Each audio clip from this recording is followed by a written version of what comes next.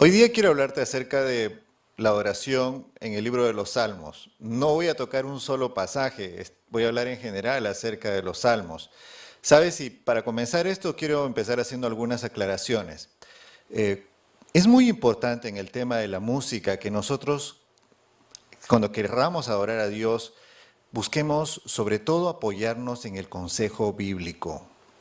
Esto es algo muy importante, el consejo inspirado, el consejo de la palabra de Dios. Es algo muy importante y un consejo balanceado. Ver el cuadro amplio es algo muy importante si tú quieres tener un marco de referencia útil para ver cómo nosotros podemos adorar a Dios. Sabes, en medio de los cristianos y también en medio de la iglesia a la cual yo pertenezco, hay a veces opiniones encontradas en cuanto a esto. Y justo David y los salmos aparecen allí en el medio, porque David es el que más habla acerca de la música en la palabra de Dios, y los salmos es uno de los libros donde aparecen más referencias a la alabanza a Dios que en ningún otro lado. Así que siempre se toman los escritos de David y esto. En primer lugar, déjame decirte algo. Algunos consideran de que David es como un legislador, que él determinó qué tipos de instrumentos, con qué tipos de instrumentos se puede alabar a Dios y con qué tipo de instrumentos no se debe alabar a Dios. Y citan, por ejemplo, algunos pasajes de Primera de Crónicas, capítulo 15 y capítulo 16. He leído algunos artículos escritos por buenos hermanos, buenos pastores, que piensan de que David fue como un legislador. Pero honestamente, mira, cuando tú lees toda la palabra de Dios, David no aparece como legislador. David aparece como un innovador. David hace tantos salmos, yo pienso, porque él no veía que había muchos salmos cuando él empezó a crecer y a darse cuenta de las cosas. Y él, en su deseo de adorar a Dios, él hace un montón de canciones nuevas para Dios. David aparece más como un innovador que como un legislador para ver con qué instrumentos se puede adorar a Dios y con qué no. Y también si uno ve esos pasajes de Primera de Crónicas, es cierto, en Primera de Crónicas 15 y 16 aparecen los instrumentos de cuerdas, aparecen los instrumentos de viento y aparecen los címbalos, que son instrumentos de percusión. Pero bueno, uno puede alegar de que son instrumentos de percusión de metales, porque eran básicamente platillos que sonaban unos con otros. Pero sabes, un poquito antes, en Primera de Crónicas, capítulo 13, aparecen panderetas. Sí, según la Reina Valera actualizada dice panderetas y según la Reina Valera, las otras Reinas Valeras creo que aparece tamboriles. Entonces, sí, también aparece en Primera de Crónicas 13, el primer traslado del arca, cuando el pueblo de Israel alababa a Dios en la presencia del Señor, delante de la misma arca del pacto. Aparece el pueblo de Israel tocando, entre otras cosas, también panderetas, instrumentos de percusión. Los instrumentos son amorales, es como un cuchillo, uno puede usar un cuchillo para cosas muy buenas y para cosas muy malas. No es tanto el tema del instrumento, es la forma como nosotros lo usamos para adorar a Dios. Y sabes, en el libro de los Salmos nosotros encontramos mucho consejo, mucha orientación sobre la forma como nosotros podemos adorar el nombre de Dios. Sabes, si tú eres una persona interesada en el tema de la música, yo te animo a leer el libro de los Salmos. Ahí uno encuentra todos los tipos de emociones que uno puede encontrar en el corazón humano, lo que nos muestra que el ser humano tiene que adorar con toda sinceridad el nombre de Dios.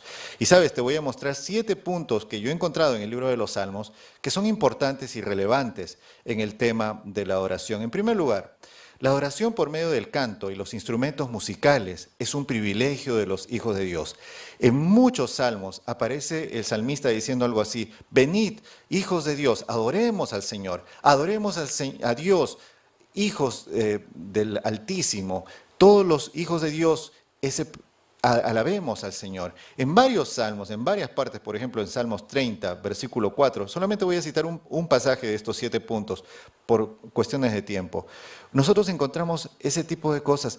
David insta la alabanza a Dios porque es algo especial, es un privilegio, es algo lindo que los hijos de Dios podemos hacer. Si tú eres un hijo de Dios, Dios te llama a alabar su santo nombre. Esto es algo importante. Alabamos a Dios porque es un privilegio de los hijos de Dios. En segundo lugar, una de las cosas que uno ve así en forma general en el libro de los Salmos es que nosotros alabamos a Dios por su salvación y por su providencia. Por ejemplo, en Salmos 96, 2, Salmos 100, versículos 4 y 5.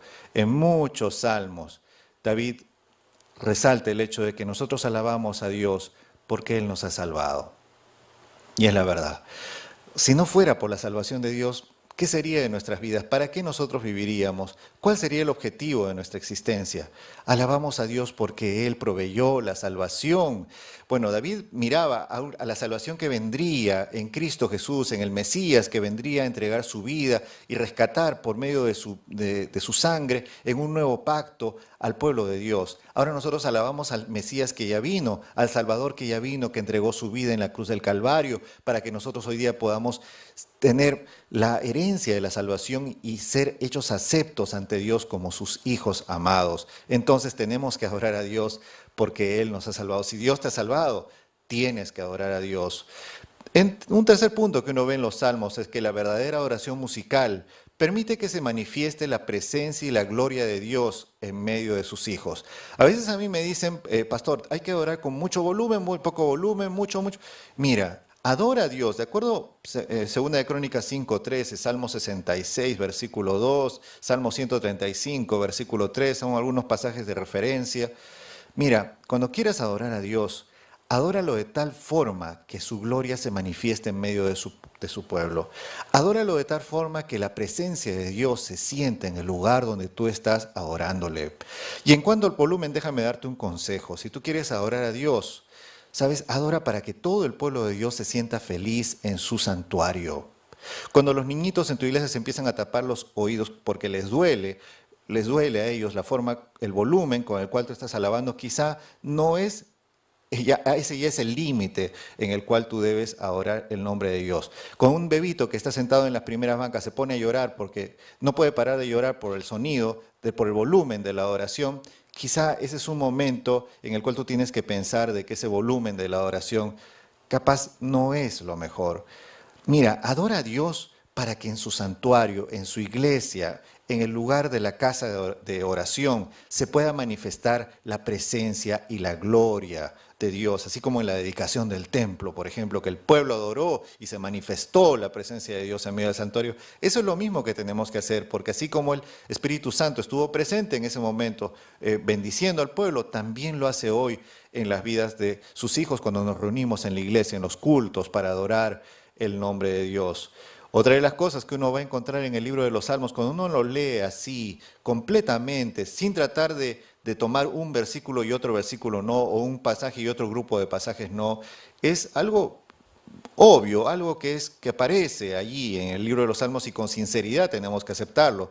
Alabar con alegría y júbilo a Dios es una forma genuina de adoración. Salmos 100, versículos 1 y 2, Salmos 98, versículos 4, Salmos 150, todos los últimos salmos de ese libro nos hablan acerca de que nosotros tenemos que adorar a Dios con mucha alegría, cantar a Dios, elevad, gritad, inclusive la traducción hebrea dice literalmente eso, ¿no? Elevad la voz, no aclamad con voz potente el nombre de Dios. Nosotros tenemos que adorar a Dios y adorarle con alegría y júbilo. Es una forma genuina de adoración. Yo no voy a la iglesia para adorar a Dios con la cara seria, apenas moviendo los labios. Tengo que adorar a Dios con alegría, con gozo. Todo eso es parte y honestamente tú ves todo el mensaje, todo el testimonio de la palabra de Dios. Y los hijos de Dios también adoran con alegría. Hay momentos. En el día de la expiación, pues ahí el pueblo de Israel no estaba adorando precisamente con júbilo y elevando la voz, no, era un momento de ayuno, era un momento de pensar en el juicio. Hay momentos en la iglesia, pero en general la adoración a Dios debe ser una adoración llena de gozo, llena de alegría, llena de regocijo, cantando nuestras canciones con sinceridad de corazón a Dios. Punto 5 que uno puede ver en los salmos sobre el tema de la adoración. Podemos alabar a Dios con nuestras voces y con toda suerte de instrumentos musicales. Salmo 98:5, Salmo 147:7, todo el Salmo 150, también es parte de la palabra de Dios. Segunda de Samuel capítulo 6, versículos 5 y 15, por ejemplo. Nosotros tenemos que adorar a Dios con lo mejor que nosotros tenemos. Mira, yo soy pastor, he pasado por varios países, he asistido a algunos congresos mundiales de la iglesia y uno no puede decir de que la oración de tal lugar o de la oración de tal forma o con tales movimientos no es adoración a Dios. Yo he visto hijos sinceros de Dios alabando su nombre moviendo sus cuerpos, sí. He visto hijos de Dios alabando su nombre con instrumentos musicales de todo tipo. La sinceridad del corazón, lo mejor que tú tengas en tu cultura para adorar el nombre de Dios, úsalo para adorar el nombre de Dios en espíritu y en verdad. Otra de las cosas que uno ve en el libro de los Salmos es que nosotros podemos alabar a Dios con himnos espirituales y también con cánticos nuevos, ¿no? Adorar a Dios con elevada al Señor, una adoración con cántico nuevo, dice la palabra de Dios. Por eso David hizo tantos salmos. Nosotros no podemos decir, tenemos que adorar a Dios solamente con las canciones que están en este librito. No, no, tenemos que adorar a Dios. La adoración es algo que va progresando, es algo que va manifestándose en medio del pueblo de Dios. Y podemos adorar a Dios con diferentes gustos y tipos de adoración. ¿Te imaginas a David y al pueblo de Israel tratando de adorar a Dios con la forma occidental que nosotros tenemos en los himnarios, que usan las diferentes iglesias para adorar el nombre de Dios? Para ellos no les haría sentido, ellos alabarían a Dios y yo te apuesto que si se descubriera la forma, cómo se cantaban los salmos en antaño, la música, porque lo que tenemos son los lyrics, la letra, pero no tenemos la música, encontraríamos que era una adoración muy interesante, muy, muy hermosa, muy rica desde el punto de vista de la cultura del pueblo israelita. Entonces es algo así, nosotros tenemos que adorar a Dios de muchas formas y la adoración debe manifestarse con cánticos nuevos. Y ciertamente muchas veces esos cánticos nuevos van a estar afectados por la cultura de las personas y nosotros no tenemos por qué sentirnos mal por eso. De eso podríamos hablar bastante más, pero adora a Dios y que sea un canto nuevo. Mira que en tu iglesia haya concursos para que se hagan canciones nuevas para alabar el nombre de Dios.